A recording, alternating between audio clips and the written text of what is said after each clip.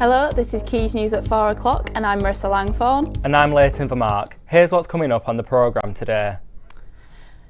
The search for evidence continues in Ashton's Field after the remains of a baby were found there on Wednesday. We'll hear the latest from Greater Manchester Police today.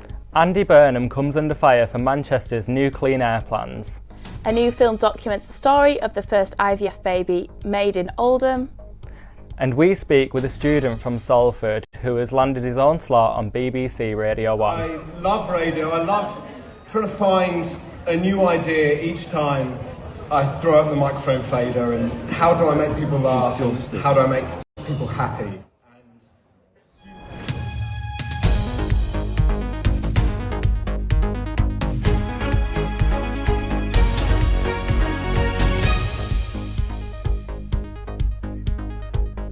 Welcome back to Quays News. This is your 4 p.m. news programme. And in today's top story, the police are now 3 days into their investigation on the upsetting discovery of an infant's body in a Salford field. The infant, currently only known as Baby A, was found by a dog walker in Ashton's Field at 12:30 p.m. on Wednesday.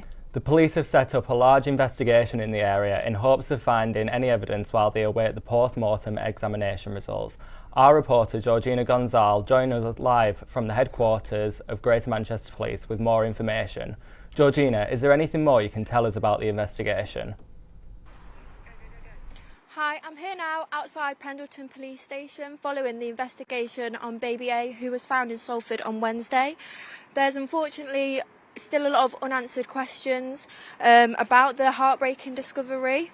The baby has still not been identified and the ethnicity and sex is yet to be determined. The community has been left heartbroken about the tragedy. A lot of locals have visited the field to leave flowers and teddies in memory of the baby.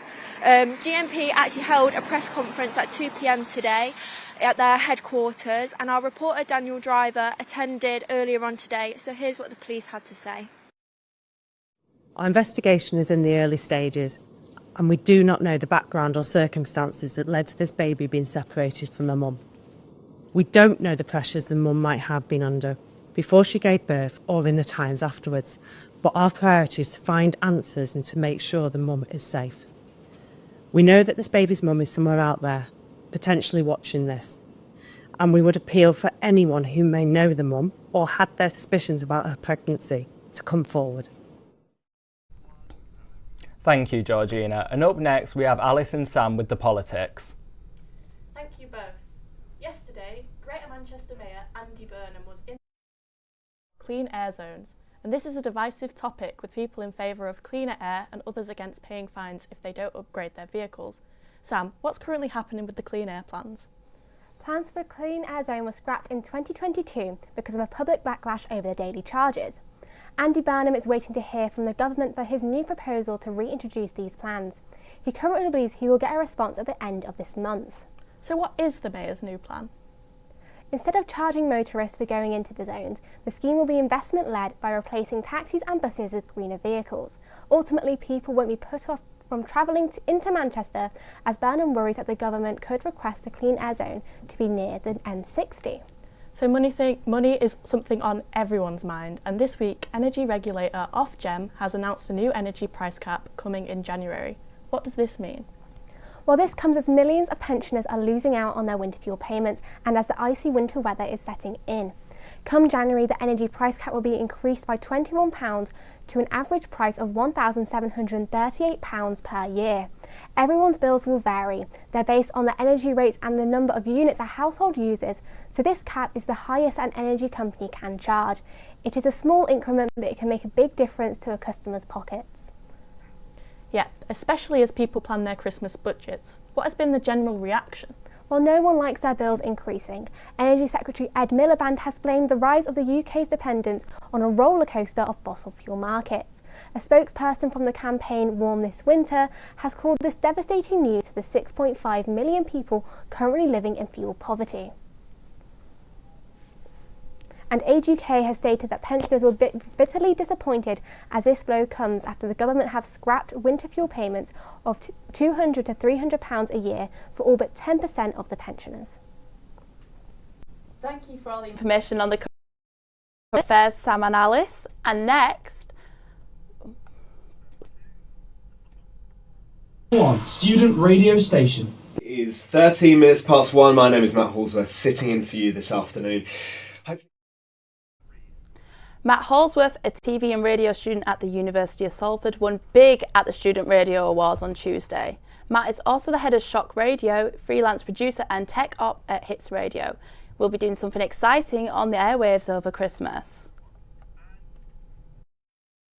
With winning Best Presenter, the award was handed to me by Alec Hayden-Jones, who's the head of BBC Radio 1.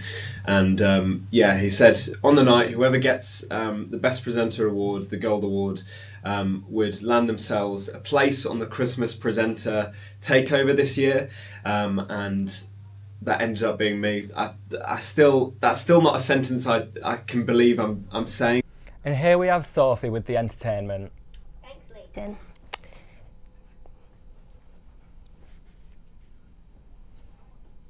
This past weekend, Strictly Come Dancing returned to the Blackpool Tower Ballroom with 8 couples remaining in the competition. Sarah and Vito tied with Tasha and Aliash, with both couples scoring 39. Wynn and Katia and Pete and Joita were at the bottom of the leaderboard, scoring respectively 31 and 27. On the Sunday night results show, Montel and Johannes were in the dance-off against Wynn and Katia. After both couples danced, the judges' decision was unanimous, with all the judges saving Montel and Johannes.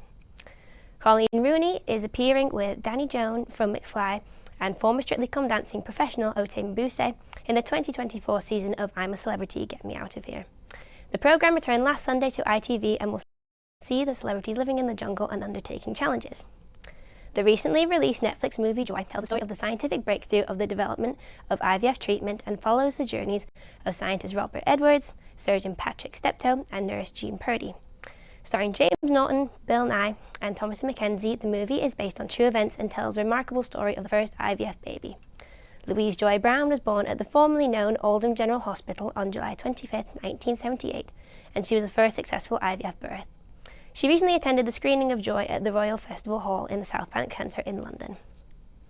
3 years after the announcement of the film adaptation of the musical Wicked, the movie has finally had its world premiere, being released today in England and America.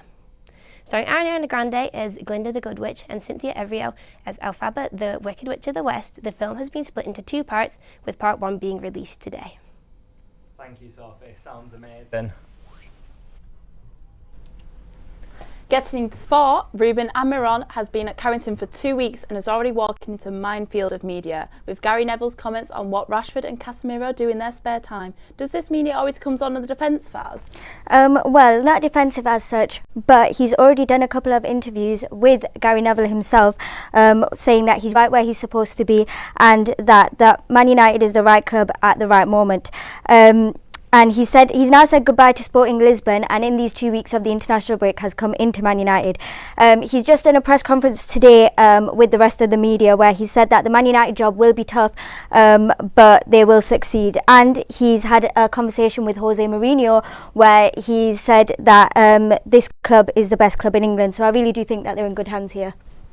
So what's next from here for Amiron United as a whole? Well, he now has problems to deal with at United, where fitness with Xerxes and where he's only scored once in August. There's also the problem of the resurgence of Amad Diallo, where people think that he will come, where people will think that he's got a new light under Ruben Amorim.